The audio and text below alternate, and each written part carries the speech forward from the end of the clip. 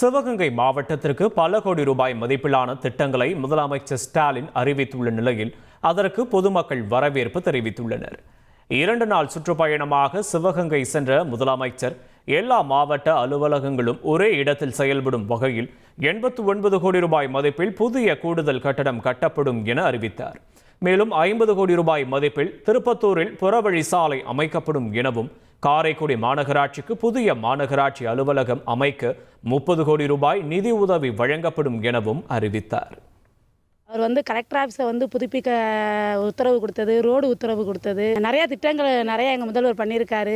இன்னும் எங்களுக்கு லா காலேஜ்லாம் வரணும்னு ஆசைப்படுறோம். காரைக்குடியில் ஹாஸ்டலுக்கு கல ஆய்வு பண்ணியிருக்காரு, நூலகம் திறந்து வச்சிருக்காரு, நிறைய நலத்திட்டங்களை அவர் செஞ்சுருக்காரு. இன்னும் அடுத்தடுத்து அவர் வெற்றி பெற்று இன்னும் நிறையா நம்ம நாட்டுக்கு இன்னும் நிறையா அவர் செய்யணுங்கிறது எங்களுடைய எண்ணம். இன்றைக்கி நிறைய ஒரு திட்டங்களை பூரா அறிவிச்சிருக்காங்க. ஒரு 300 கோடிக்கு மேலே நம்மளுடைய நல்ல திட்டங்களுக்கு பலனாக இருக்குது. இதெல்லாம் ரொம்ப சந்தோஷம்தான். செய்திகளை உடனுக்குடன் தெரிந்து கொள்ள உடனே சப்ஸ்கிரைப் பண்ணுங்க.